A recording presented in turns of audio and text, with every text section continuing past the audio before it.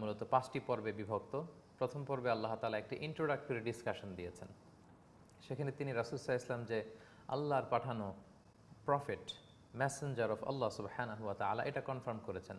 যেহেতু মক্কার কুরাইশরা বিষ্ণু ইসা ইসলামকে কখনো সাহের মানে জাদুকর, কখনো কাহেন মানে গণক, কখনো শায়ের বা কবি, কখনো মাজনুন বা পাগল, কখনো আল আবতার বা নির্বংশ, এরকম ট্যাগ লাগাতো বিষ্ণু ইসা ইসলামকে। এইরকম কমেন্টস তারা করতো।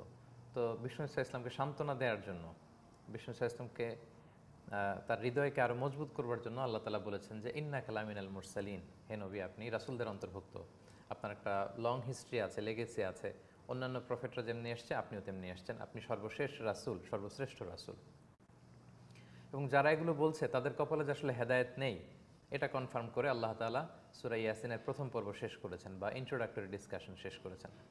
এরপর আমরা বলেছিলাম সূরা ইয়াসিনের দ্বিতীয় পর্বে আল্লাহ তাআলা ইতিহাস নিয়ে একটু ঘাটাঘাটি করেছেন। ইতিহাসকে আমাদের কাছে ভিন্নভাবে উপস্থাপন করেছেন। আন্তাকিয়া জনপদে তিনি 2জন রাসূল পাঠিয়েছেন তাদের হেদায়েতের জন্য, এবং এলাকার লোকরা যখন প্রত্যাখ্যান করলো এনফোর্সমেন্টের জন্য আরেকজন রাসূল পাঠালেন, তাকেও প্রত্যাখ্যান করলো। কেউ তাদের দাওয়াতে সাড়া দেয়নি। একজন মাত্র সাড়া দিয়ে ঈমান এনেছিল, তাকেও এলাকাবাসী শহীদ করে ফেলল। এবং তাদের এই অবাধ্যতা, তাদের দাম্ভিকতা, তাদের সীমালঙ্ঘনের কারণে আল্লাহ তাআলা শব্দ তরঙ্গ দিয়ে, সাউন্ড গ্রেনেড দিয়ে পুরো জাতিকালা ধ্বংস করে দিলেন। এই অতীতের হিস্ট্রিক্যাল এভিডেন্সটা তিনি আমাদের সামনে দ্বিতীয় পর্বে আলোকপাত করেছেন। এবং আমরা বলেছিলাম যে তৃতীয় পর্বে আল্লাহ তাআলা অতীত থেকে ফিরে বর্তমানে শিফট করেছেন বা সুইফট করেছেন। এখানে সুইফট করে তিনি বর্তমানে আমরা আমাদের খালি চোখ মেলে তাকালে আমরা যে ন্যাচারাল ফেনোমেনা বা কসমিক সিম্বল দেখি, এগুলো নিয়ে আলোচনা করেছেন। তিনি বলেছেন যে চোখ খুলে দেখো, তোমাদের জন্য কত নিদর্শন আছে। মৃত জমিনকে কিভাবে বৃষ্টি দিয়ে আমি সিক্ত করে জীবিত করি, রাতের পরে কিভাবে দিনকে আমি নিয়ে আসি, সূর্য চাঁদ কিভাবে একটার পর একটা তাদের অরবিটে, তাদের অ্যাক্সিসে এগুলো চলাচল করে, এবং কিভাবে জলযান নৌযানগুলো সাগরের বুক চিরে এক মাথা থেকে পৃথিবীর অন্য মাথায় চলে যায়। এই নিদর্শনগুলো তিনি আমাদের সামনে এনে বোঝাতে চাইছেন যে এগুলোর দিকে খেয়াল করলেই তো তোমরা আমি আল্লাহর একত্ববাদকে খুঁজে পাবে। দ্বিতীয় পর্ব শেষে তৃতীয় পর্বে আল্লাহ এই বিষয়গুলো নিয়ে আলোচনা করেছেন। এবং চতুর্থ পর্বে আল্লাহ তাআলা অতীত বর্তমানকে ছাপিয়ে তিনি ভবিষ্যতের দিকে আমাদের দৃষ্টিকে নিবন্ধিত করতে চেয়েছেন। অর্থাৎ ভবিষ্যতে যেটা চিরন্তন মহাসত্যের মুখোমুখি আমরা হব, কিয়ামতের মুখোমুখি, সেই কিয়ামত নিয়ে আলোচনা করেছেন চতুর্থ পর্বে। আপনাদের নিশ্চয়ই মনে আছে। জান্নাতের নাজ নেয়ামতের কথা বলেছেন, জাহান্নামের পরিস্থিতি কেমন হবে সেগুলো বলেছেন। আর সর্বশেষ পর্বে বেসিকলি আল্লাহ তাআলা তিনি আমাদেরকে কী কী নাজ নেয়ামত দিয়েছেন, কিছু নাজ নেয়ামতের কথা স্মরণ করিয়ে দিয়েছেন। এবং সবশেষে পুনরুত্থান, এই জীবনে যে শেষ জীবন নয়, মৃত্যুর পরে আবার আমরা জীবন লাভ করব, আমরা পুনরায় জীবিত হব। মৃত্যুর পরে যে আরেকটা জীবন আছে যেটা অনন্তকালের জীবন, সেই জীবনকে তিনি এস্টাবলিশ করেছেন যে এটা সত্য। এবং তিনি যে মহাকুদরতের অধিকারী, অসীম ক্ষমতার অধিকারী, আনলিমিটেড পাওয়ার তার হাতে আছে, এটা আল্লাহ তাআলা সর্বশেষ পর্বে তিনি আমাদেরকে বলে সূরাটাকে কনক্লুড করেছেন।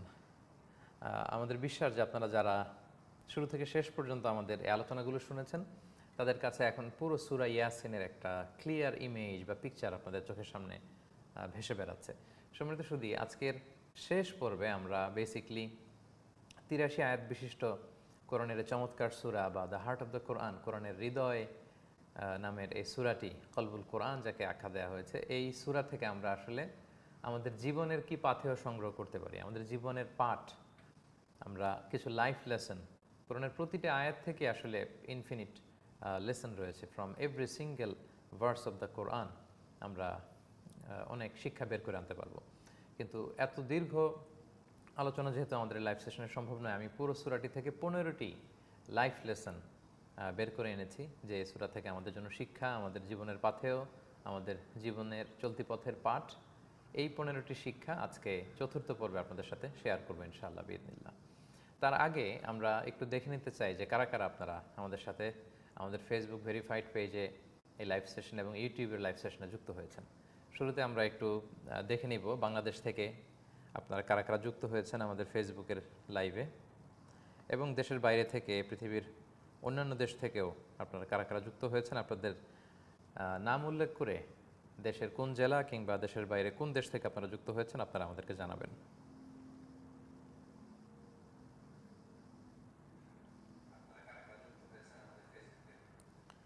রেদওয়ান ইসলাম যুক্ত হয়েছেন নওগাঁ জেলা থেকে। সৌদি আরবের দাম্মাম থেকে এমডি রাসেল যুক্ত হয়েছেন আমাদের সাথে। সাউথ আফ্রিকা থেকে আজকের এই দ্য হার্ট অব দ্য কোরআনের সর্বশেষ পর্ব উপভোগ করছেন আলামিন হুসাইন নামে একজন দর্শক। ঢাকা থেকে আমাদেরকে শুনছেন রাশেদ খান।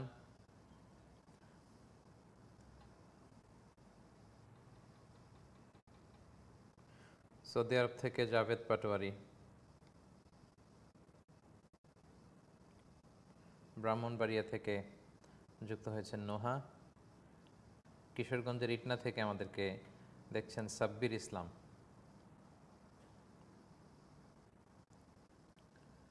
বাংলাদেশের পার্শ্ববর্তী দেশ ইন্ডিয়া থেকে আমাদের সাথে আশিক, ইন্ডিয়ার পশ্চিমবঙ্গ থেকে আশিক দেখছেন আমাদেরকে সরাসরি। প্যারিস থেকে দেখছেন মোল্লা শাহিদুল।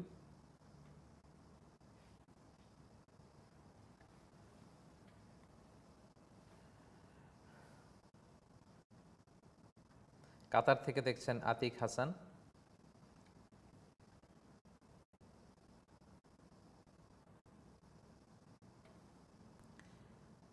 ফেনী থেকে নোবেল আমাদের সাথে যুক্ত হয়েছেন। তোফাজ্জল মাহমুদ।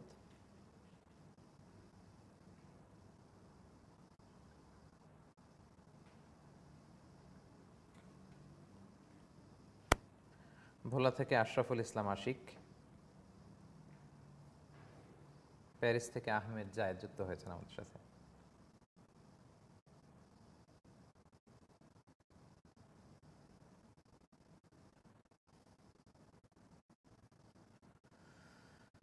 যুক্তরাষ্ট্র থেকে সাদিক ইসলাম, তিনি আমাদেরকে দেখছেন। সৌদি আরব থেকে দেখছেন নাইম ইসলাম।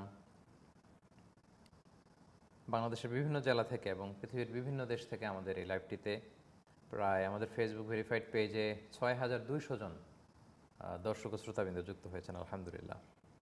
কুমিল্লা থেকে সালমা আক্তার দেখছেন। জামালপুর থেকে দেখছেন আবির আহসান।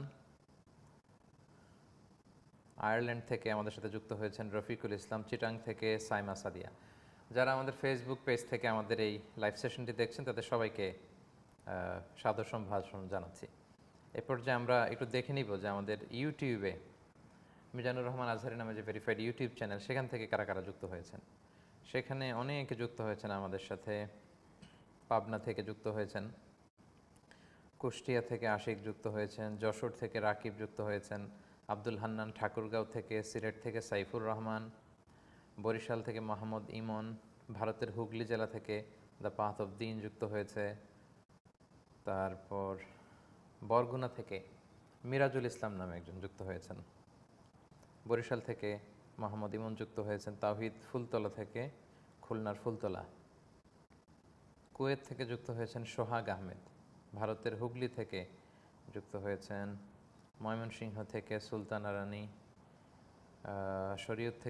শরীয়তপুর থেকে আমাদের সাথে ইউসুফ হোসেন নামে যুক্ত হয়েছেন। ফ্রান্স থেকে, চট্টগ্রাম থেকে, নীলফামারী থেকে, চাঁপাইনবাবগঞ্জ থেকে, মাদারীপুর থেকে, অনেক জেলা থেকে, নরসিংদী, ব্রাহ্মণবাড়িয়া, ঠাকুরগাঁও। র্যান্ডমলি আমাদের দর্শক ও শ্রোতাবিন্দু তারা কমেন্টস করে যাচ্ছেন। আপনাদের সবাইকে আন্তরিক শুভেচ্ছা এবং মোবারকবাদ জানিয়ে আমরা দ্য হার্ট অব দ্য কোরআন বা কোরআনের হৃদয় শিরোনামের 4 পর্বের ধারাবাহিক কোরআনিক লাইভ সিরিজের চতুর্থ পর্ব বা সর্বশেষ পর্ব আমরা শুরু করতে যাচ্ছি। সম্মানিত সুধী, আজকের পর্বে আমরা সূরা ইয়াসিন থেকে প্রাপ্ত যে লাইফ লেসনগুলো আমাদের জীবনের জন্য শিক্ষা আছে সেগুলো আমরা আপনাদের সাথে শেয়ার করবার চেষ্টা করবো ইনশাআল্লাহ বিইذনিল্লাহ। আমি রিকোয়েস্ট করব যারা লাইভটি দেখছেন আপনারা শেয়ার করবেন, ইউটিউব থেকে বা ফেসবুক থেকে শেয়ার করুন, যাতে করে মানুষ কোরআনের কথাগুলো শুনতে পারে, আলোকিত করতে পারে তাদের জীবন। আমরা বলেছিলাম মোট 15টি লেসন নিয়ে আজকে আমরা আলোকপাত করবো ইনশাআল্লাহ বিইذনিল্লাহ। সর্বপ্রথম সূরা ইয়াসিন থেকে প্রাপ্ত যে শিক্ষাটি আমরা পাই সেটা হচ্ছে আল্লাহ তাআলা আমাদের জন্য যে the latest version of revelation, সর্বশেষ যে রেভেলেশন বা ওহী বা প্রত্যাদেশ পাঠিয়েছেন আকাশ থেকে আসমানি কিতাব, সেটা হচ্ছে কোরআন।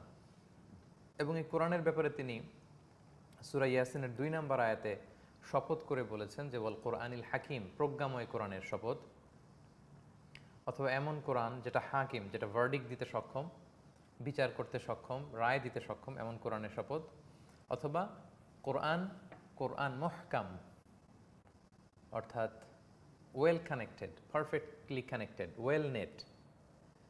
এই লেসনটা আমরা এই আয়াত থেকে পাই যে কোরআনের প্রতিটি আয়াত এটা ইন্টারকানেক্টেড। কোরআনের প্রত্যেকটি কথা একটার সাথে আরেকটা ওয়েল নেট। আমরা যে জাল দেখি, জালের সুতাগুলো যেমনি একটার সাথে একটা ইন্টার রিলেটেড, ইন্টারকানেক্টেড, তেমনি কোরআনের প্রতিটি আয়াত একটার সাথে একটা perfectly connected, completely well net. কোরআনের এক কথার সাথে আরেক কথায় কোনো বৈপরীত্য নেই, কোনো কন্ট্রোভার্সি নেই, বরং কোরআনের এক অংশ আরেক অংশকে ব্যাখ্যা করে দেয়। কোরআনের কোথাও যদি আল্লাহ তাআলা সংক্ষিপ্তভাবে কিছু উল্লেখ করেন, অন্য জায়গায় এটা ইন ডিটেইল তিনি আলোচনা করেছেন। কোরআনের এক জায়গায় তিনি যদি খুব অল্প তথ্য দিয়ে কোনো ঘটনা তিনি বর্ণনা করেন, কোরআনের অন্য জায়গায় বিস্তর আলোচনা তিনি করেছেন। অর্থাৎ আল কোরআন ইউফাসিরু বাদুহু বাদা, কোরআনের এক অংশ অন্য অংশকে ব্যাখ্যা করে দেয়, এক্সপ্লেইন করে দেয়। এবং কোরআনের প্রতিটি সূরা, প্রতিটি আয়াত, প্রতিটি কথা, প্রতিটি বার্তা এটা পারফেক্টলি কানেক্টেড, ওয়েল নেট, একটার সাথে একটা কানেক্টেড। এর কারণ হচ্ছে এটা আল্লাহ তাআলার পক্ষ থেকে এসেছে। পৃথিবীর কোনো মানুষের কথা এরকম ওয়েল কানেক্টেড হয় না। আপনি যত বড় স্কলার, বিদ্বান, জ্ঞানী ব্যক্তির কথা বলেন, দেখবেন যে তার জীবনের এক সময়ে তিনি এক ধরনের চিন্তা লালন করতেন, তার যখন ম্যাচিউরিটি চলে আসে বা আরও ফার্দার নলেজ তিনি অ্যাকোয়ার করতে পারেন, তখন তিনি অন্য কথা বলেন। এটাই মানুষের স্বাভাবিক নিয়ম। মানুষ সবসময় একই ধরনের চিন্তা লালন করে না। তার কাছে যখন সত্য এসে ধরা দেয়, সে নতুন কিছু জানতে পারে, সে নতুন ধরনের চিন্তা চেতনা পোষণ করে। তো কোরআনে আপনি এরকম পাবেন না। কোরআনের প্রতিটি কথা perfectly connected, completely well net. এর কারণ এটি আল্লাহ তাআলার পক্ষ থেকে এসেছে। আল্লাহ তাআলা বলছেন, আফালা ইয়াতাদাব্বারুনা আল কোরআন ওয়ালাউ কানা মিন ইনদি গায়রিল্লাহি লাওয়াজাদু ফীহি ইখতিলাফান কাসীরা। এই কোরআন যদি আল্লাহর পক্ষ থেকে না এসে অন্য কারো পক্ষ থেকে আসতো, তাহলে তোমরা এতে অনেক বৈপরীত্য দেখতে পেতে। অনেক লেখকের বই, তো আপনি কোনো লেখকের যে অনেক বই থাকে, দেখবেন যে তার কোনো এক বইয়ের কথার সাথে অন্য কথার অনেক সময় অমিল পাওয়া যায়, গরমিল পাওয়া যায়, বৈপরীত্য পাওয়া যায়, কারণ প্রতিনিয়ত সে নিজেকে ডেভেলপ করে। কোরআনে এটা আপনি পাবেন না। কোরআনের এক আয়াত অন্য আয়াতকে ব্যাখ্যা করে, একটা আরেকটাকে সাপোর্ট করে, পরিপূরক, সম্পূরক, অমিল নেই, কন্ট্রোভার্সি নেই, বরং আপনি হারমোনি খুঁজে পাবেন, ওয়েল কানেক্টেড। এর কারণ এটা আল্লাহর পক্ষ থেকে এসেছে। আল্লাহ বলেন, তারা কি কোরআন নিয়ে গবেষণা করে না? এই কোরআন যদি আল্লাহ ছাড়া অন্য কারো পক্ষ থেকে নাজিল হতো, লাওয়াজাদু ফীহি ইখতিলাফান কাসীরা, তারা সেখানে অনেক ইখতিলাফ দেখতে পেত, মতবিরোধ দেখতে পেত, কিন্তু সেটা কোরআনের ভেতরে নেই। অন্য আয়াতে আল্লাহ তাআলা বলছেন, লা ইয়াতিহিল বাতিলু মিন বাইনি ইয়াদাইহি ওয়ালা মিন খালফিহি তানজিলুম মিন হাকিমিন হামিদ। কোরআনের সামনে দিয়ে, পেছন দিয়ে নতুন করে কিছু কোরআনে ঢুকতে পারবে না। কোরআনের ভেতরে কিছু অনুপ্রবেশ করানো সম্ভব নয়, কোনো ভুল তথ্য, মিথ্যা তথ্য এটা কোরআনে ঢুকানো সম্ভব নয়, কারণ এটা তানজিলুম মিন হাকিমিন হামিদ, প্রজ্ঞাময়, সুপ্রশংসিত, স্বপ্রশংসিত আল্লাহ তাআলার পক্ষ থেকে এই কোরআন নাজিল হয়েছে।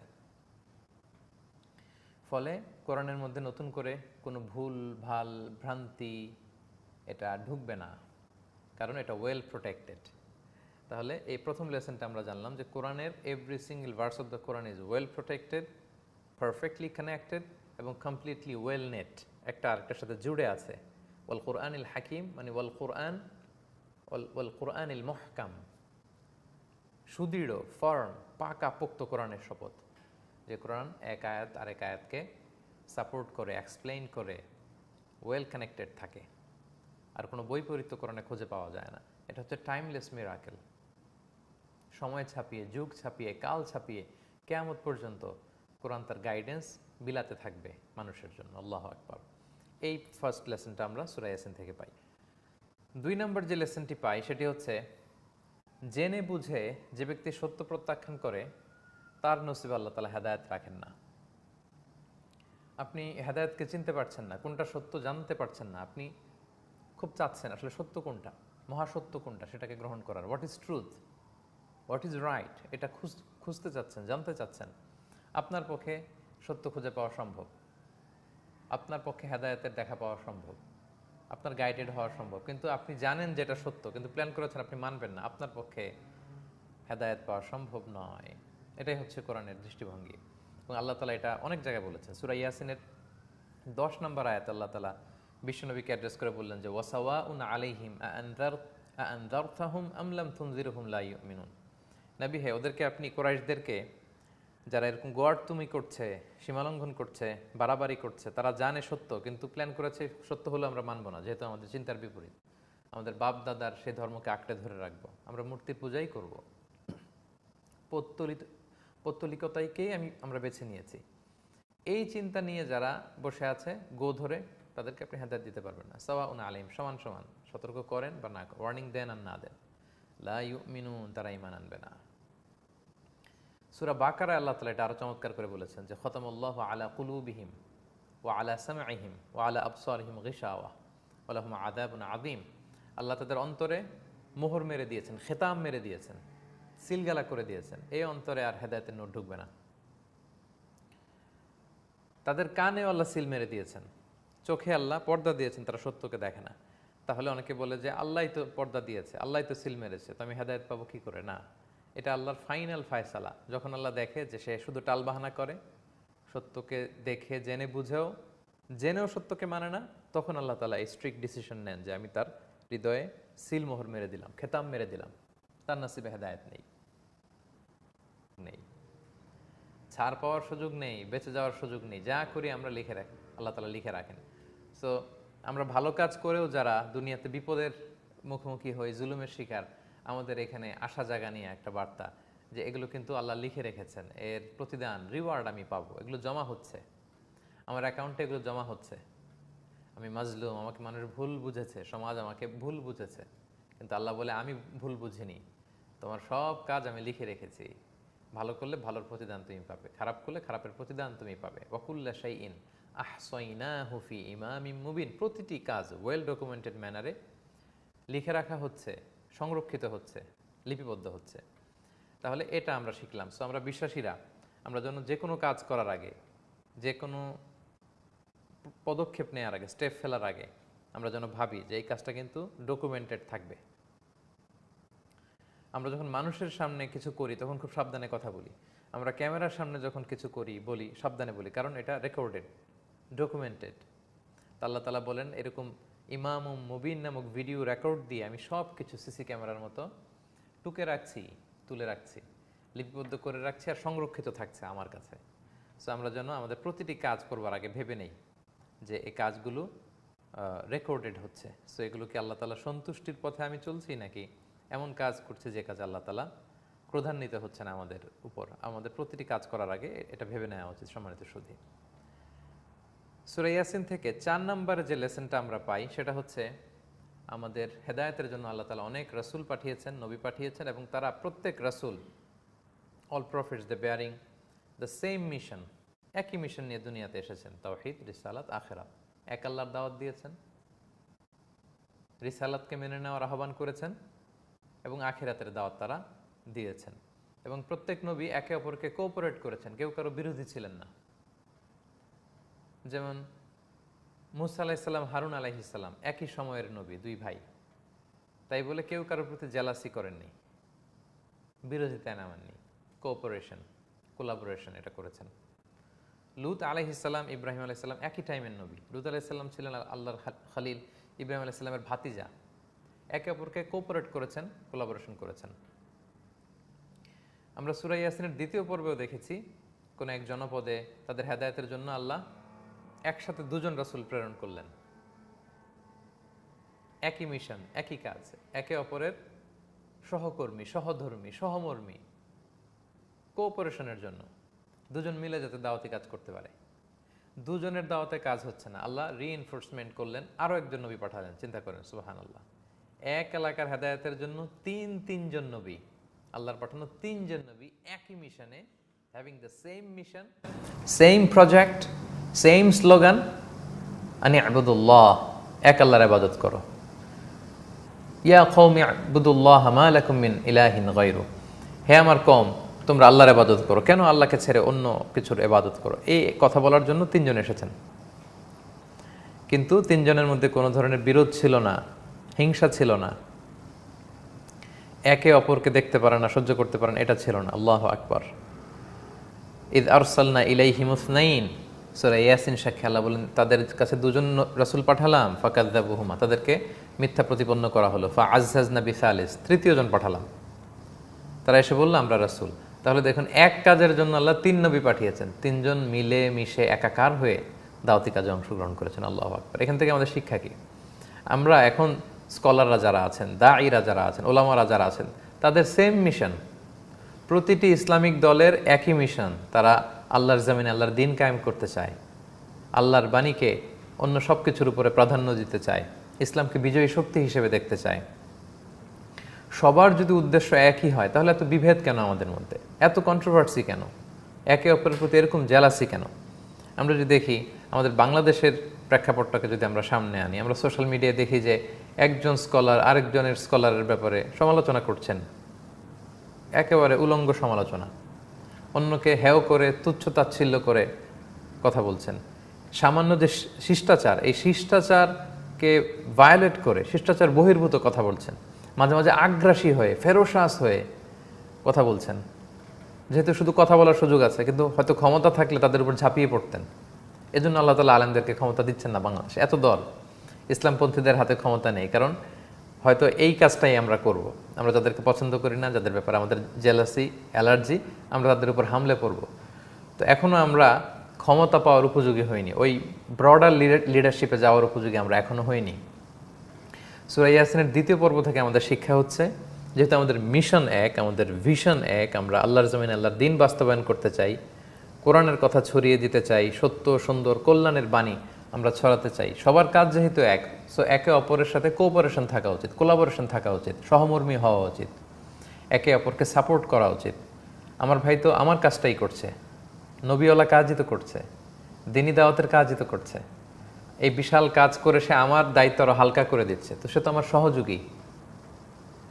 এই চিন্তা চেতনা যেন দায়ীদের মধ্যে থাকে, তাদের মধ্যে যেন পারস্পরিক কোলাবোরেশন থাকে, কোঅপারেশন থাকে, একে অপরের সাথে মিলে, যেহেতু সেম প্রজেক্ট সেম মিশন, এভাবে যেন আমরা কাজ করতে পারি। এটা হচ্ছে সূরা ইয়াসিনের শিক্ষা। আমরা কোরআন পড়ব কিন্তু লেসনগুলো মানব না, এবং বিশেষ করে আলেমদের মধ্যে, দায়ীদের মধ্যে এই বিভেদগুলো চোখে পড়বে। এটা খুবই বিব্রতকর, খুবই দুঃখজনক এবং লজ্জাজনক ব্যাপার।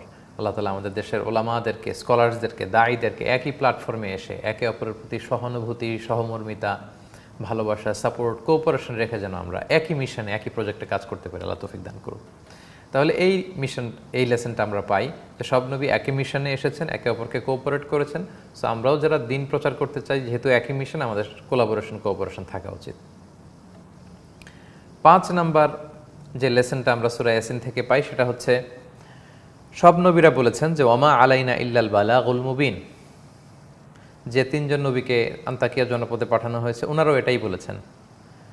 17 নম্বর আয়াতে আপনি পাবেন সূরা ইয়াসিনে। তারা বলেছেন যে ওয়ামা, তাদেরকে যখন প্রত্যাখ্যান করা হচ্ছিল যে না তোমরা আল্লাহর পাঠানো রাসূল না, তখন তারা বলল ওয়ামা আলাইনা ইল্লাল বালাগুল মুবিন, আমরা তো সত্য তোমাদের কাছে প্রচার করলাম, সব বলে দিলাম, এখন মানো কি না মানো এটা তোমাদের, আপ টু ইউ, কিন্তু আমাদের দায়িত্ব হচ্ছে পৌঁছে দেওয়া। ওমা আলাইনা ইল্লাল বালাগুল মুবিন, পৌঁছে দেয়া ছাড়া আমরা বাণীবাহকের কাজ করি, বার্তাবাহকের কাজ, আর বাকিটা আমার দায়িত্ব না, বাকিটা আল্লাহ দেখবে, বাকি দায়িত্ব তোমার। সো দায়ীদেরও এখান থেকে শিক্ষা হচ্ছে যে আমাদের কাজ পৌঁছে দেয়া, clear communication, heart penetrating communication, যেটা এমনভাবে দিনকে, দিনের কথামালাকে, দিনের লেসনকে, শিক্ষাকে শ্রোতাদের কাছে, গণমানুষের কাছে স্মার্টলি প্রেজেন্ট করা, যাতে করে তারা ইসলামকে বুঝতে পারে সহজে। এত চমৎকার লাইফস্টাইল আমাদের কাছে থাকার পরেও এটাকে যদি আমরা স্মার্টলি প্রেজেন্ট করতে না পারি, এত চমৎকার জীবন ব্যবস্থা আমরা বিলং করার পরেও আমরা যদি বস্তা পচা এই সমস্ত ইজম, মতবাদের উপর ইসলামকে বিজয়ী করতে না পারি, এত চমৎকার আল্লাহর দেয়া গাইডেন্স আমাদের কাছে থাকার পরেও, the latest version of revelation Quran আমাদের কাছে থাকার পরেও জাস্ট স্মার্ট প্রেজেন্টেশন না হওয়ার কারণে, সুন্দরভাবে উপস্থাপন করতে না জানার কারণে আমরা যদি পিছিয়ে পড়ি, এটা হবে খুবই দুঃখজনক ব্যাপার। সম্মানিত সুধী, আমাদের কাজ হচ্ছে smartly the beauty of Islam মানুষের কাছে তুলে ধরা। মানবে কি মানবে না এটা তাদের ব্যাপার। জোর করা, কাউকে জাজ করা, এটা নবীদেরও কাজ নয়, দায়ীদেরও কাজ নয়। নাহনু দুআত লাসনা খুদাত, আরবরা বলে যে আমরা দাঈ ইলাল্লাহ, আমরা শুধু ডাকি, আমরা জাজ করি না। আমরা প্রায় মানুষকে জাজ করি, অন্যদেরকে ছোট করি, খাটো করি, সে ভালো না, সে ইসলামের পথে নাই, সে হকের উপরে নাই, তারা কেউ হক না, আমরাই শুধু হক। এগুলো হচ্ছে মুনাফিকদের আলামত, এবং পাশাপাশি এগুলো ইহুদিদেরও আলামত। সো দায়ীর কাজ হবে আল বালাগুল মুবিন, ক্লিয়ার কমিউনিকেশন, পৌঁছে দেওয়া সুন্দরভাবে। হেদায়েত কার নসিবে আছে না আছে আমরা জানি না। বিষ্ণুবিকে আল্লাহ বলেছেন লাস্তা আলাইহিম বিমুসাইতির, হে মোহাম্মদ তুমি দারোগা হয়ে তো আসো নাই, তোমাকে দারোগা বানাইনি আমি, তোমাকে আমি দারোয়ান বানাইনি যে তুমি কুরাইশদের পিছনে পিছনে ঘুরতেই থাকবে। ক্লিয়ারলি পৌঁছে দাও।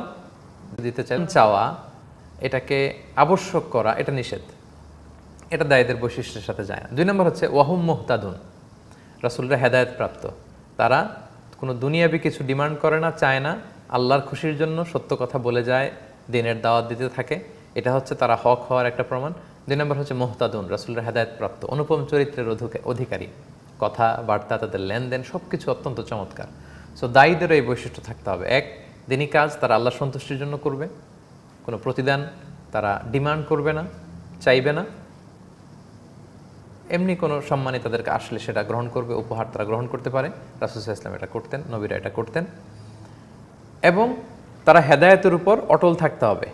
আমি হেদায়েতের দাওয়াত দেই এজ এ দায়ী, কিন্তু আমার মধ্যে হেদায়েত নাই, তাইলে তো হবে না। একজন দায়ীর সবচেয়ে বড় বৈশিষ্ট্য একজন দায়ী মুত্তাকি হবে।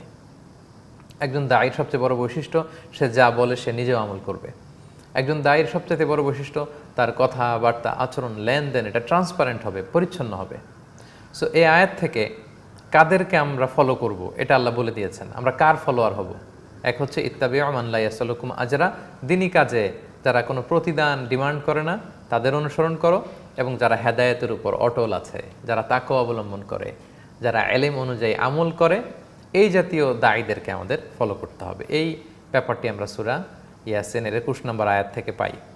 7 নম্বর যে লেসনটা আমরা সূরা ইয়াসিন থেকে জানতে পারি সেটা হচ্ছে এ জগতের সব কিছু আল্লাহর দেয়া বিধান মেনে চলে। আল্লাহর দেয়া একটা বিধান আছে, সব কিছু এটা মানে, কারণ গোটা জগৎটাই তো তার, জগৎ যার, আইনও চলবে তার। এই কথাগুলো আমরা সূরা ইয়াসিনের 38, 39, 40 নম্বর আয়াতে পাই।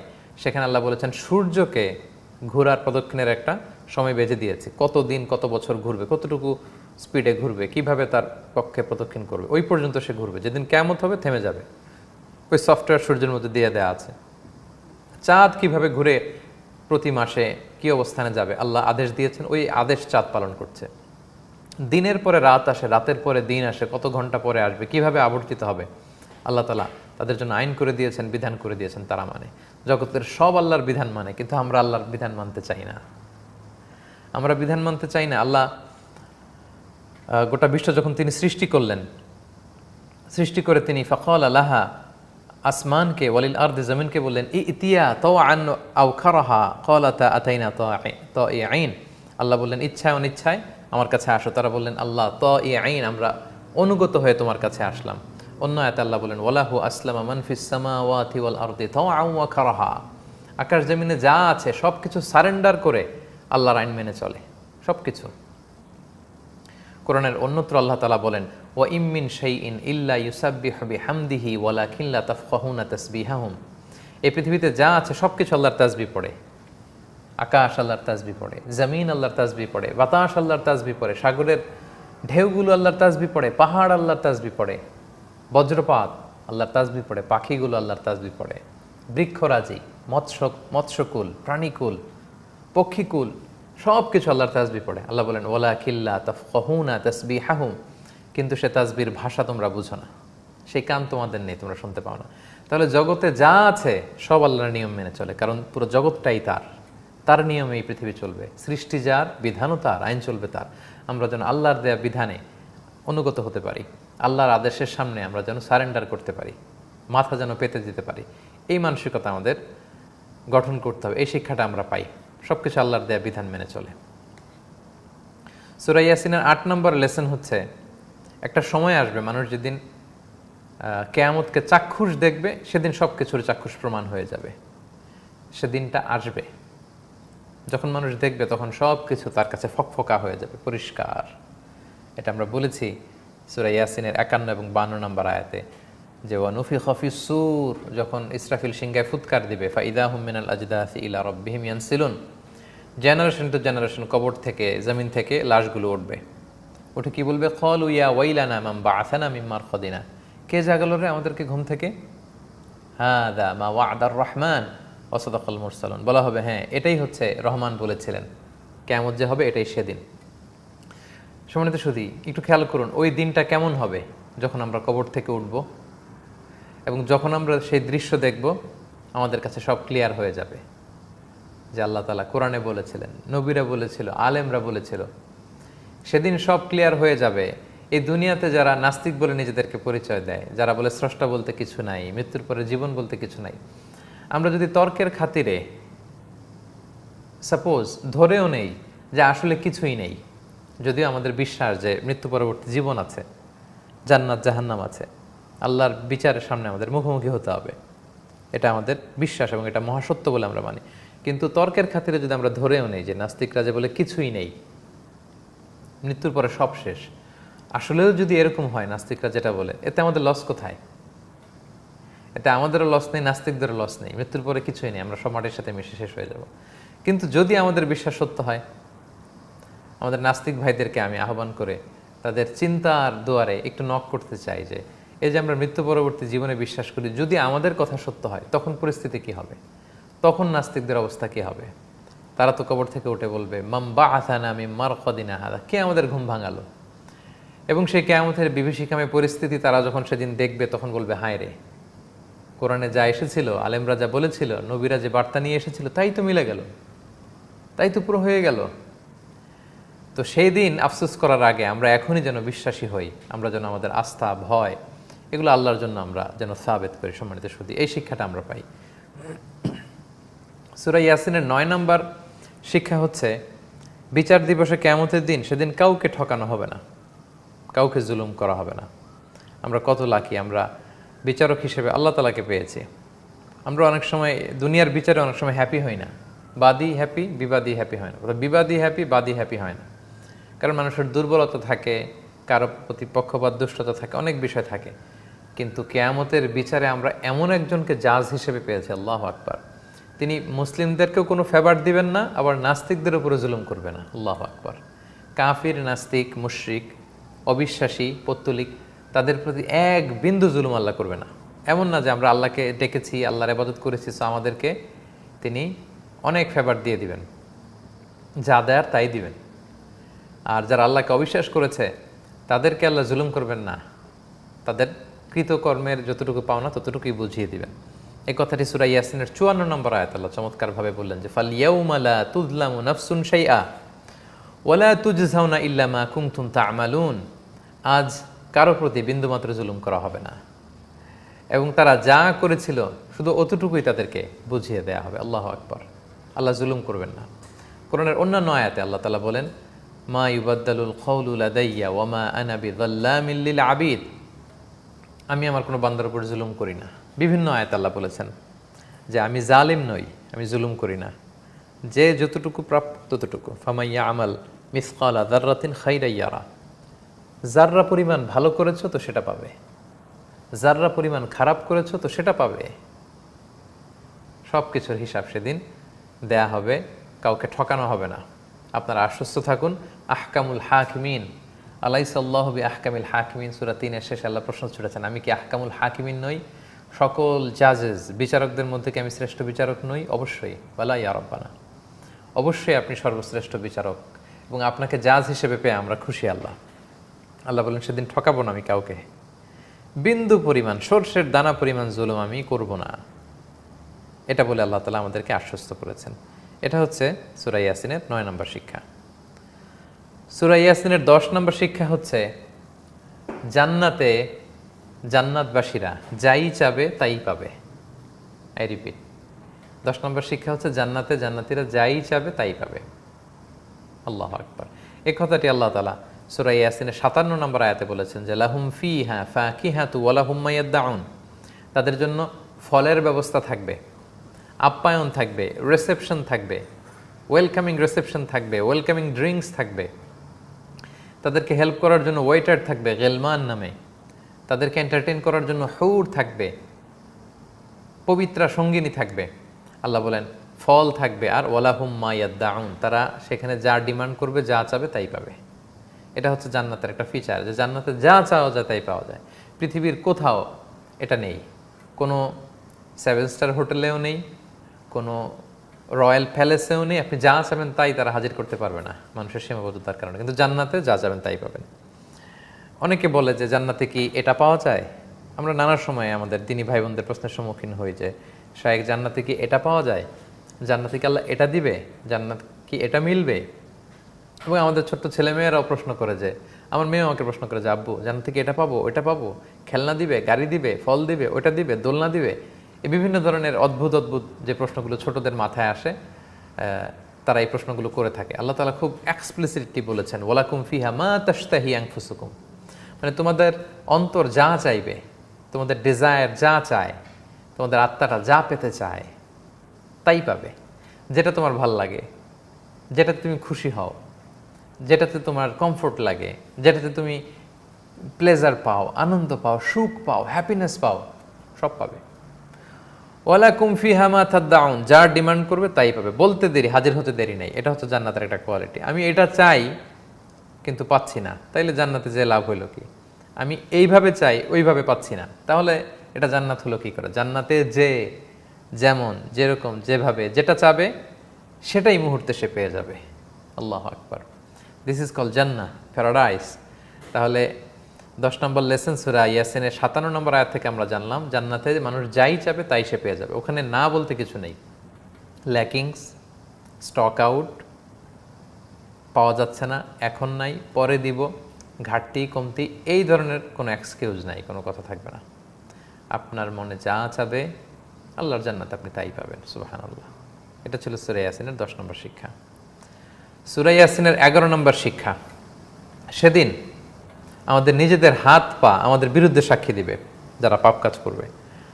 কারণ আমলনামা যখন বিশ্বাসীদের দেয়া হবে, সামনে থেকে এসে ডান হাতে হিসাবান ইয়াসিরা ওয়া ইয়ানকালিবু ইলা আহলিহি মাসরুরা, খুশিতে ফ্যামিলির লোকদের সাথে দেখা করবে, হ্যাপি, আসল হাসিটা হাসবে, চূড়ান্ত সফলতা, আমরা জান্নাতি।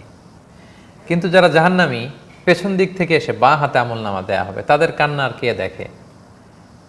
তারা হাই হাই করবে, বলবে হায় রে, যদি আমরা মাটির সাথে মিশে যেতাম, যদি আমরা মরে যেতাম, যদি আমলনামা না দেয়া হতো। কিন্তু এই আফসোসে তখন কোনো লাভ হবে না।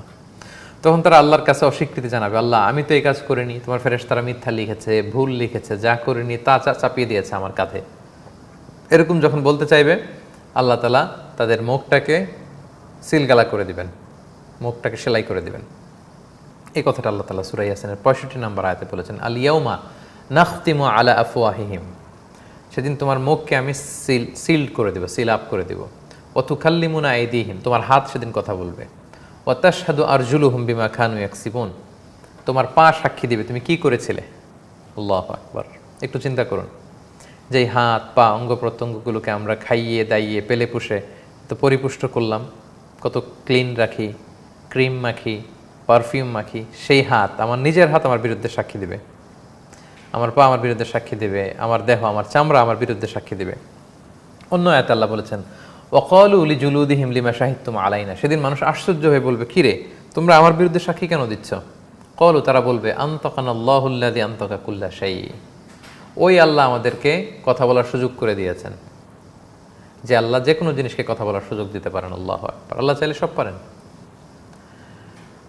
তো নানাভাবে আল্লাহ তাআলা প্রমাণ করে ছাড়বেন যে আমরা ভুল করেছি। যারা অন্যায় করে স্বীকার করতে চাইবে না, আল্লাহ প্রমাণ করেই ছাড়বেন যে না, এটা তুমি করেছো। তোমার হাত বলছে যে তুমি হাত দিয়ে এই কাজ করেছো, এটা ধরেছো। পা বলবে পা দিয়ে হেঁটে হেঁটে তুমি এই পাপের জায়গায় গিয়েছো। দেহের প্রতিটি অর্গান, অঙ্গ প্রত্যঙ্গ সেদিন আপনার বিরুদ্ধে সাক্ষী দিবে। সো ইমাম মুবিন নামক ভিডিও রেকর্ড দিয়ে আল্লাহ শুধু সিসি ক্যামেরার মতো সব লিপিবদ্ধ করে রাখে, সংরক্ষিত করে রাখে, শুধু এটাই না, আল্লাহর কাছে 3 ফ্যাক্টর, 4 ফ্যাক্টরস, 5 ফ্যাক্টরস অথেন্টিকেশন আছে। আপনি স্বীকার করবেন না, আল্লাহ কেরামন কাতিবিনের আমলনামা দেখাবে যে দেখো লেখা আছে। আপনি বলবেন আল্লাহ তো আমি করি নাই, ফেরেশতারা আমার ঘাড়ে চাপিয়ে দিয়েছে, তারা মিথ্যা লিখেছে।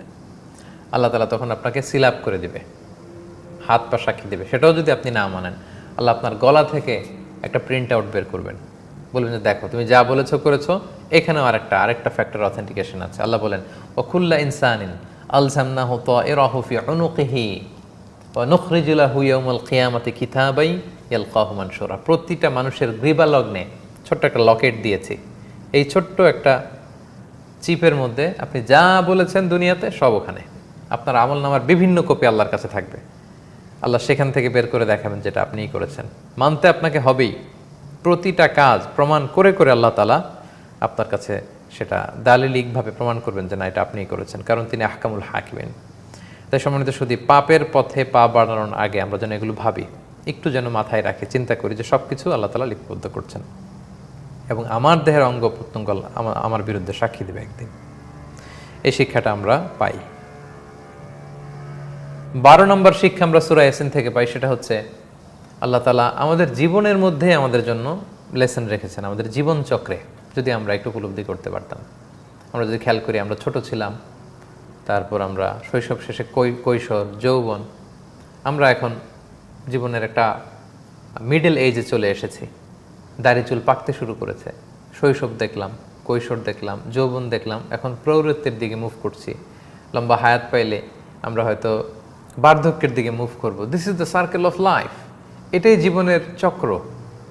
মানুষ চাইলেই এটা বুঝতে পারে যে এই তো এভাবে তো রং ধরা যৌবন জং ধরে শেষ, জীবন শুরু হয়। এক একটা স্টেজ শেষ করে মানুষ অবিবাহিত থাকে, বিয়ে করে তারা কাপল হয়, তাদের ফ্যামিলিতে সন্তান আসলে তারা মা বাবা হয়, ওই সন্তান বড় হয়ে তারা বিয়ে করলে শ্বশুর হয়, আবার সন্তানের সন্তান হলে তারা নানা হয়, দাদা হয়। This is life. এই ঘূর্ণয়ন চক্র, এই সার্কেলের দিকে তাকালেও আমরা জীবন বোধ আমরা পাবো। কিভাবে আল্লাহ তাআলা আমাদেরকে এই পৃথিবীতে এই লাইফ সার্কেল দিয়েছেন, জীবন চক্র দিয়েছেন। থাকবো না আমরা, আমাদের পূর্বপুরুষরা চলে গিয়েছেন। আমরা যদি আমরা ছোট বয়সে আমাদের বাবাদেরকে ইয়াং দেখেছি, আস্তে আস্তে আমরা বয়স হচ্ছে, আমাদের বাবাদেরকে আমরা বুড়ো হতে দেখছি, আমাদের দাদা নানাদেরকে আমরা বার্ধক্যে নুজ্জ হতে দেখেছি। এই লাইফ স্টেজগুলো আমিও পার করতে যাচ্ছি। আল্লাহ সেদিকে ইঙ্গিত করে সূরা ইয়াসিনের 68 নম্বর আয়াতে চমৎকার করে বলেছেন, ওমান নুআম্মির হুনুনাক্কিসু ফিল খালক। আমি যখন কারো বয়স বাড়াই, দীর্ঘ হায়াত দেই, তার লাইফে আমি একটা রিভার্স করে দিই, সে আবার শিশুর মতো হয়ে যায়। 90-100 যখন কারো বয়স হয়, সে আর বড় থাকে না, সে আসলে ছোটই হয়ে যায়, শিশুদের মতো। খেতে পারে না, বসতে পারে না, মানুষের হেল্প ছাড়া চলতে পারে না। তাহলে একেবারে পিকে ওঠার পরে রিভার্স।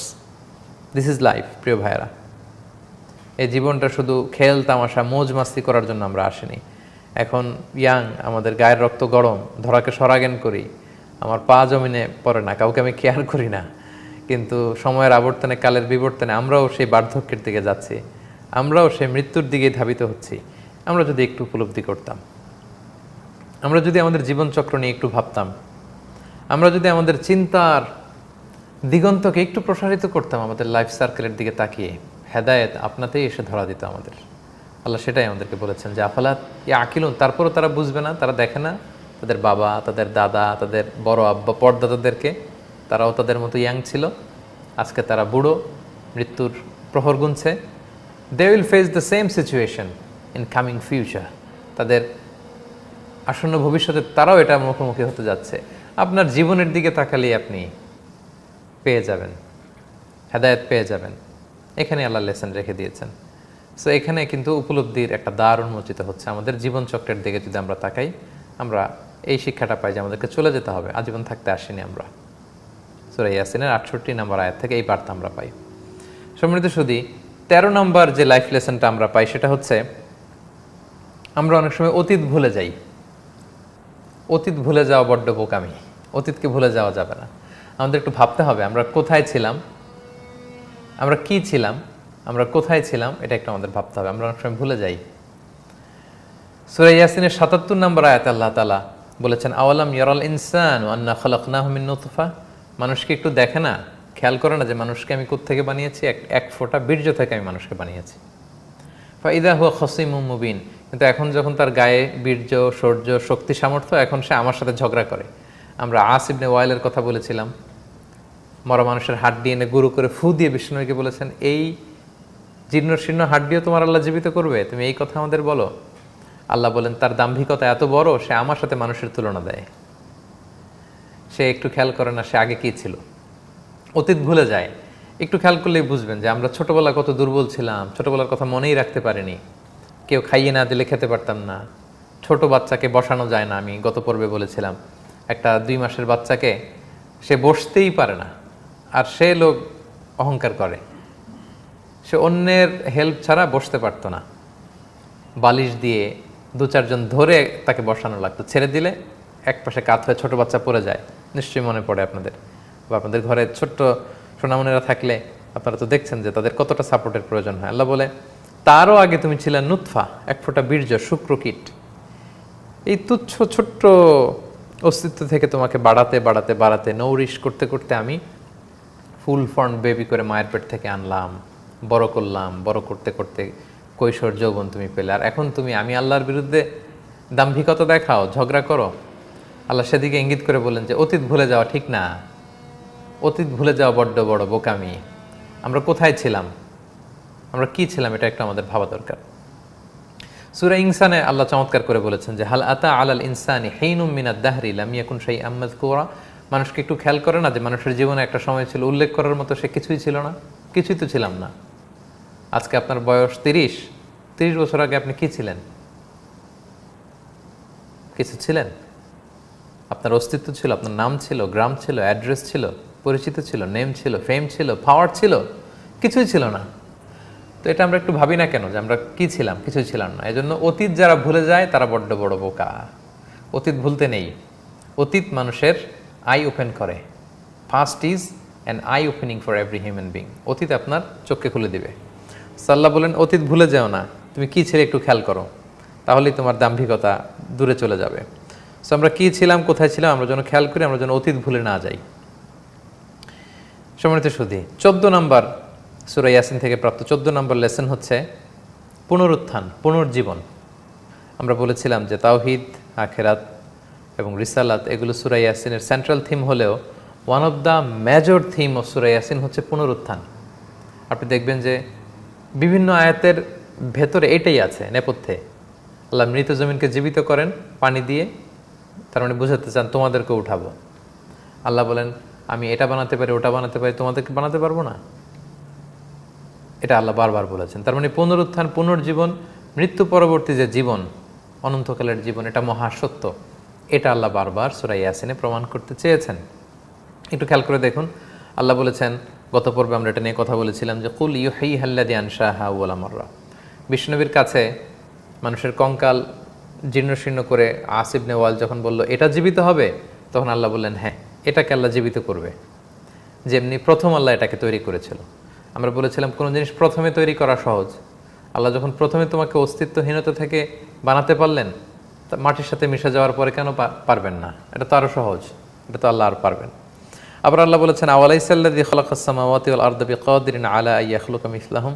যে আল্লাহ সুবিশাল জমিন বানাতে পারলেন, যে আল্লাহ সুবিশাল আকাশ বানাতে পারলেন, সে আল্লাহ তোমাদেরকে আবার কবর থেকে উঠিয়ে নতুন করে বানাতে পারবেন না? অবশ্যই পারবেন, অবশ্যই। এটা আল্লাহর জন্য খুব সহজ। এবং কোরআনের বিভিন্ন আয়াতে আল্লাহ এই পুনরুত্থান, পুনর্জীবনের কথা বলেছেন। আল্লাহ তাআলা আমাদেরকে উঠাবেন। আমাদের কাছে অনেকের মনে হয় যে আসলেই কি সত্যি? একটু যদি খেয়াল করি, আমরা মরে গেলে পচে যাই, গলে যাই, 5 বছর পরে আমাদের যে স্কেলিটন, মাথার খুলি, কঙ্কাল মাটি কনজিউম করে ফেলে। 10 বছর পরে আর অস্তিত্ব থাকে না, ডাস্ট হয়ে যায়। অনেক কবরে তো এরকম হয়, এক কবরের উপর 10 কবর হয়, বুলডোজার দিয়ে ভেঙে এক কবরের উপর আরেক কবর।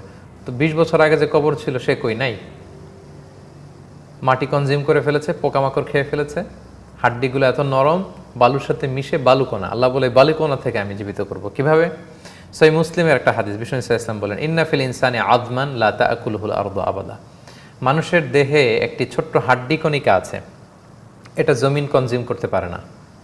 ফিহি ইউরাক্কাবু ইয়াউমাল কিয়ামা। আর সেই হাড্ডি কণিকা থেকে আল্লাহ কিয়ামতের দিন মানুষকে উঠাবেন, সৃষ্টি করবেন। সুবহানাল্লাহ। সাহাবারা বললেন আইয়ু আযমিন হুয়া ইয়া রাসূলুল্লাহ, হে আল্লাহর নবী, তাহলে সেই হাড় বা হাড্ডি কণিকা সেটা কোনটা? বিষ্ণু সাল্লাল্লাহু আলাইহি ওয়াসাল্লাম বললেন আজবুজ জানাব। ইংরেজিতে বলে ককসিক্স, ইংরেজিতে ককসিক্স বা টেইল বোন, বাংলায় বলে পুচ্ছাস্থি। পুচ্ছ মানে লেজ, আর অস্থি মানে তো হাড়। হাড়ের যে জায়গা থেকে লেজ তৈরি হয়, কক্সিস হচ্ছে আমাদের যে স্পাইনাল কর্ড আছে শির দ্বারা বা মেরুদণ্ডের একেবারে নিচে, আমাদের স্পাইনাল কর্ডের একেবারে নিচে টেইল বোন, যেখান থেকে বিড়ালের লেজটা তৈরি হয়, যে জায়গা থেকে বানরের লেজ, গরুর লেজ যেখান থেকে শুরু হয়, ওই জায়গাটাতে আমাদের ব্যাকবোনের নিচে ডাক্তারের পরিভাষাটাকে কক্সিক্স বলে। খুবই ছোট্ট ট্রায়াঙ্গেল, ত্রিভুজাকৃতির একটা কণা আছে। 10 বছর, 20 বছর, 30 বছর আগের কবরে লাশ যেমনি পচে গলে বালু হয়ে যায়, সব মুছে যায়, কিন্তু ছোট্ট ওই কক্সিক্সটা নিঃশেষ হয় না। বিষ্ণু ইসলাম বলেন প্রতিটা মানুষের ওই কক্সিক্স থেকে আল্লাহ মানুষকে আবার রিকনস্ট্রাক্ট করবেন। আল্লাহু আকবার। Allah will reconstruct the whole body from this tail bone. এই ট্রায়াঙ্গেল ছোট্ট এই কণা থেকে আল্লাহ তাআলা কিয়ামতের দিন আমাদেরকে আবার তৈরি করবেন। এই কথাটি আল্লাহ তাআলা চমৎকারভাবে সূরা কিয়ামায় বলেছেন যে আয়াহসাবুল ইনসানু আল্লান নাজমা ইযামা, মানুষ কি ভেবেছে আমি মানুষের হাড়গুলো জোড়া লাগাতে পারবো না? মানুষের মনে প্রশ্ন, আজকের কবরের এই অবস্থা, এখানে যে 100 বছর আগে যে কবর ছিল তার কেউ, তার তো কোনো অস্তিত্বই নেই। আল্লাহ বলে তুমি ভেবেছো এই হাড়গুলোকে আমি পুনরায় অ্যাসেম্বলি করতে পারবো না, রিকনস্ট্রাক্ট করতে পারবো না? বালা কাদিরিনা আলা আন নুসাউইয়া বানানা, শুধু মৃত্যুর পরে তোমাদেরকে হাড় জোড়া লাগিয়ে উঠাবো তা না, তোমাদের যে হাতের এই যে ফিঙ্গারপ্রিন্ট, আঙ্গুলের অগ্রভাগ, এগুলো সহ আমি উঠাবো। অর্থাৎ আপনি যে ধূলিকণা ডাস্ট হয়ে গেছেন, আপনাকে তুলবেন এবং পৃথিবীতে জীবদ্দশায় আপনার ফিঙ্গারপ্রিন্ট যেমন ছিল ঠিক সেভাবে এগুলো আল্লাহ ম্যাচ করে উঠাবেন। সুবহানাল্লাহ বিহামদি। এই যে ফিঙ্গারপ্রিন্টের কথা 1500 বছর আগে আল্লাহ বলেছেন। পৃথিবীর মানুষ 1880 সালের আগে ভালো করে ফিঙ্গারপ্রিন্টের কথা জানতোই না। স্যার ফ্রান্সিস গ্যালটন, একজন ব্রিটিশ বিজ্ঞানী, তিনি এই ফিঙ্গারপ্রিন্টের কথা বলেছেন। আল্লাহ বলেন তোমরা ভাবো যে আমি হাড়গুলো জোড়া লাগাতে পারবো না, ওখানে গোশতের প্যাকেট পরাতে পারবো না? আরে বালা কাদিরিনা আলা আন নুসাউইয়া বানানা, তোমাদের আঙ্গুলের অগ্রভাগের যে ফিঙ্গারপ্রিন্ট সেটা সহ আমি তোমাদেরকে তুলবো। আল্লাহু আকবার। তাহলে পুনরুজ্জীবন, পুনরুত্থান, এটা মহাসত্য। আপনি দুনিয়াতে যে মারা যাচ্ছেন এটা সাময়িক বিদায়, আপনি চিরকালের জন্য মরছেন না। আপনার অস্তিত্বের সাময়িক বিদায়, আপনার রুহের কোনো বিদায় নেই, মৃত্যু নেই, ক্ষয় নেই, লয় নেই। আপনার রুহ হয়তো ইল্লিনে নয় সিজ্জিনে। আর ওই কক্সিক্স থেকে, আজবুদ জানাব থেকে কিয়ামতের দিন আল্লাহ তাআলা আবার আমাদেরকে পুনরুজ্জীবিত করবেন। তাহলে পুনর্জীবন এটা সূরা ইয়াসিনের অন্যতম শিক্ষা এবং এটা মহাসত্য, আমরা এটা বিশ্বাস করি। সূরা ইয়াসিনের সর্বশেষ শিক্ষা হচ্ছে যে আয়াত দিয়ে আল্লাহ তাআলা শেষ করেছেন যে আল্লাহ তাআলা অসীম ক্ষমতার মালিক, অসীম কুদরতের মালিক। জান্নাতে যেমনি নাই বলতে কিছু নাই, আল্লাহ তাআলার ক্ষেত্রেও কোনো প্রশ্ন চলে না যে তিনি কি এটা পারেন, তিনি কি ওইটা করতে পারেন, এটাও কি আল্লাহর পক্ষে সম্ভব। এই প্রশ্নগুলো আল্লাহর ক্ষেত্রে আসলে বেমানান, বড্ড বেমানান। কারণ তিনি কুন ফায়াকুনের মালিক, তিনি কুন বললেই হয়ে যায়। কুন বি, আল্লাহ বলেন খুন বি ফায়াকুন, ইট ইজ, এটা হয়ে যায়। সুবহানাল্লাহ। এই আয়াত দিয়ে আল্লাহ শেষ করলেন। আল্লাহ বলেন ইন্নামা আমরুহু ইযা আরাদা শাইআন আইয়াকুলা লাহু কুন ফায়াকুন। আল্লাহ যখন কোনো কিছু করতে চান, কোনো ব্যাপারে কিছু করতে চান, আল্লাহ বলেন খুন হও, ফায়াকুন হয়ে যায়। তিনি সূরা বুরুজে বলেছেন ফাআলুল লিমা ইউরিদ, তিনি যা চান তাই করতে পারেন, যেমন চান তেমন করতে পারেন। সো আল্লাহর ক্ষমতা, কুদরত, এটা যে কত অসীম এটা মানুষ কল্পনাও করতে পারে না। সো সেই অসীম আল্লাহ তাআলার পাঠানো এই কোরআন, এই সূরাগুলো, এই বিধানগুলো আমরা যেন মেনে চলি সম্মানিত সুধী, এবং আল্লাহর অসীম কুদরতের উপর যেন আমরা বিশ্বাস রাখি। এটা হচ্ছে এই আয়াত থেকে আমাদের জন্য শিক্ষা বা দাবি।